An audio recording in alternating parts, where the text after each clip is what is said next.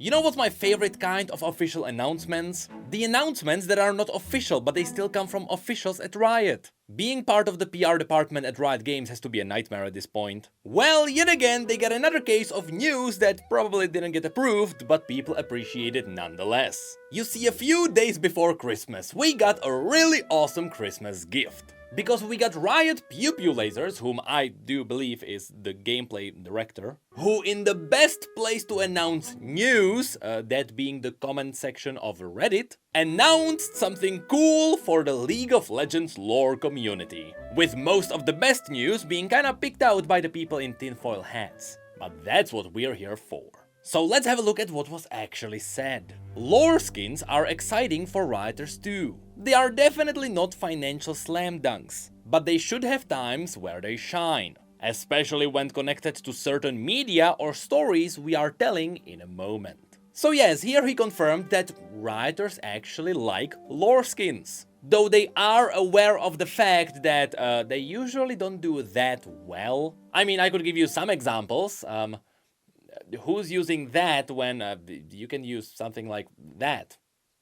You know? So yes, I get that part, which is why I really appreciate the fact that Riot is still excited about them. Lore skins always generated a certain level of hype that didn't really translate into sales. That still doesn't mean that the hype wasn't there. Now, the important part of this comment is the sentence which he added at the very end. We'll be seeing some such skins in 2024.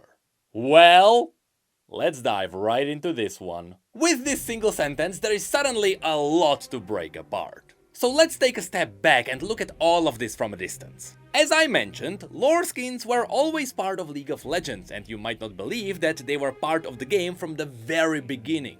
And I mean from the very beginning during the Journals of Justice. That's the original lore from 2009. Now here you need to remember that when it comes to the skins in League of Legends, technically all of them have their own lore, but that's not really what we're talking about here. The skin lines have their own different universes. For example, Blood Moon is all about summoning demons, Covenants are all about summoning ancient old gods, and many may know that the Star Guardians have their own enormous universe. But we are not talking about these. We are talking about the skins that are canon in some way in the main canon universe. Once again, as I mentioned, there are some skins that were part of the game from the very beginning.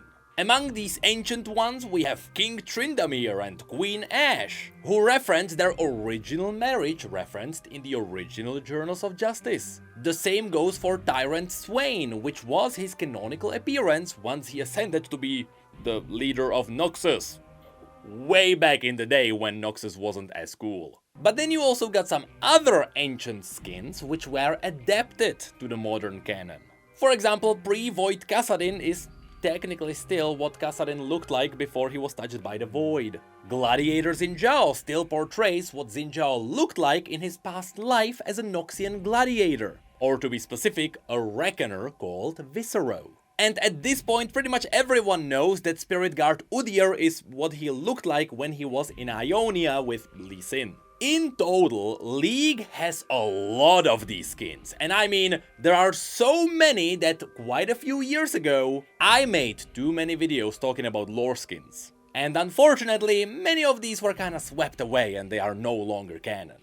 With that said, over the years, we got some new skins that arrived instead. It all started with the Burning Tides event, where we got a rework for Gangplank, which also technically gave him his own lore skin. So now you can see what he looked like before he lost his arm and then after he lost his arm. And you also have Captain Fortune, which is still her canonical appearance. She rarely actually dresses like what she dresses like in League of Legends. And then came some more surprises, such as Freljordian Silas, which shows us what Silas looked like after he fled from Demacia and he ventured into the Freljord.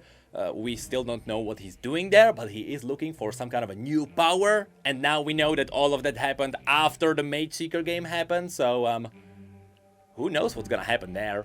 We know it is canon though. And then we got the classic Unbound Thresh. Yes, this one did upset quite a few people, but I will still say, the idea behind Unbound Thresh is a good one. I will also agree though, It goes quite far away from the original Thresh. Anyway, that one is a beehive, so instead let's have a look at King Viego.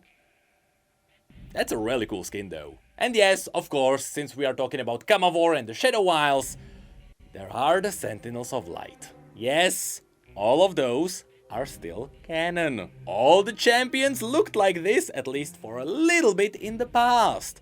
And some actually still look like this in the present. Legends of Runeterra saved us once again.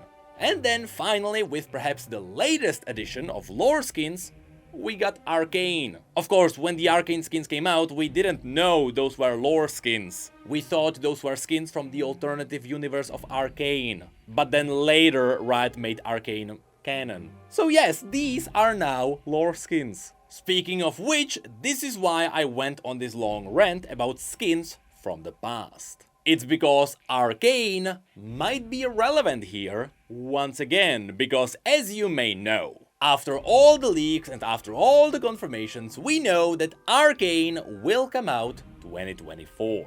So if we are getting more lore skins in 2024, it would make you think that we are getting a new lineup of Arcane skins. But that's where you would be wrong, because someone on Reddit asked about this. Someone guessed if we would get these skins on November the 20th or December the 11th, lining up with the dates from the original Arcane. To which Pew Pew Lasers actually replied, "I don't know if I can wait that long. Why not sooner?" So this confirmed that it will not be Arcane skins. Now, to be fair, I still believe we will get new Arcane skins, simply because of how popular they were when Arcane 1 came out. And after looking at the remaining lineup of champions without Arcane skins, my bets are on Arcane Heimerdinger, Singed, and Victor. Though somehow they could also do Warwick. I just don't know how they would do that, because Warwick is just Warwick. Anyway, with this confirmation, it is far more likely that the lore skins will be connected to the summer event. Yeah, let's brace ourselves. Now here's the thing, since it is not a direct confirmation, it is possible that it may just be a bunch of random skins. What if we do get human Mordekaiser, human Hecarim, human Callista? There is a lot of potential humans around. But even that is unlikely, even though not impossible, because of what he said specifically. The quote is, "They should have times where they shine, especially when connected to certain media or stories we are telling in the moment." Now, first of all, he might be teasing that we will get lore skins connected to the cinematic. That's what he could be teasing by saying specifically media. Media meaning cinematics, music videos, stuff like that. And he specifically separated it from the stories. Now I know this sounds like an insane nitpick, but this is not the first time Pew Pew Lasers did it. By going through all the comments with a tinfoil hat, we were able to predict a boy band. Maybe it's happening again. But if the lore skins are not connected to the big cinematic we are getting at the beginning of 2024, it would still confirm two things. Number one is that those skins will be tied to some kind of an event. That's what he confirmed with mentioning that they are connected to something.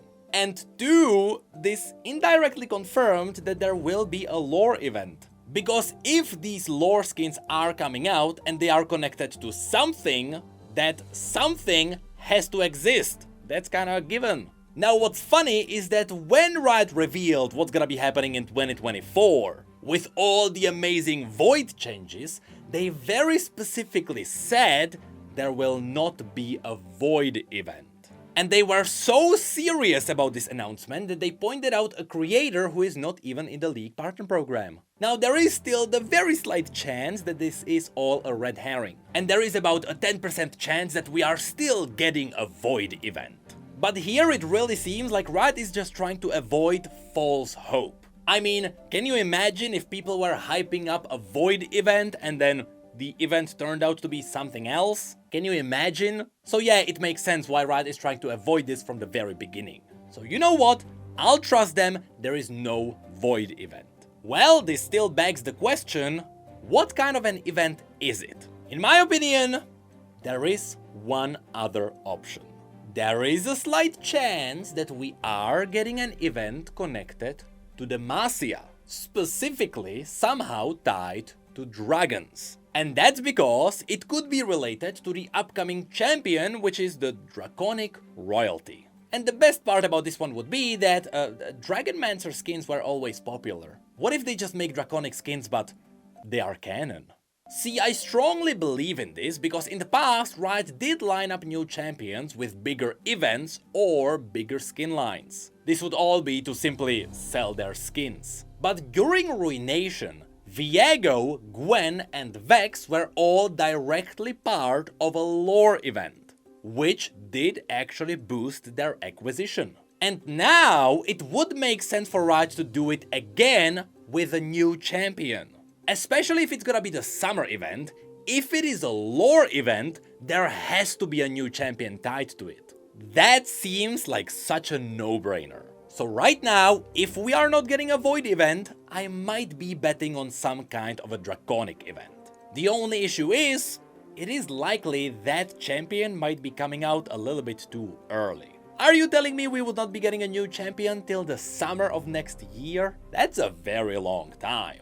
Though again, I still have to confirm that people don't really like new champions anymore, so maybe that's the new strategy from Riot. But here's the thing, besides the Draconic champion, we also know about one more that is coming out in 2024. And that would be a Vastayan solo laner from the forests of the Freljord. We really don't know anything about them, we just know that they are from the Freljord. So again, if Riot decides to connect a new champion to their big summer event, it would have to be something from the Freljord, or at least something indirectly connected to the Freljord. Probably Noxus, or Silas and Demacia, and whoops, we're back to the dragons. But yeah, that's the news I really wanted to deliver to you. 2024 is gonna be nuts. We're getting Arcane in that year, it is likely we are also getting a big lore event, and in the past Riot confirmed that they will be releasing more awesome new game modes, on a bigger level than what Arena was. At least they said their ambitions were greater than Arena.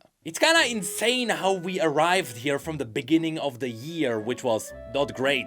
But yes, we shouldn't be forgetting about one more thing that should be happening that year. Skarner! You know, after everything that poor fellow went through, he would deserve his own event.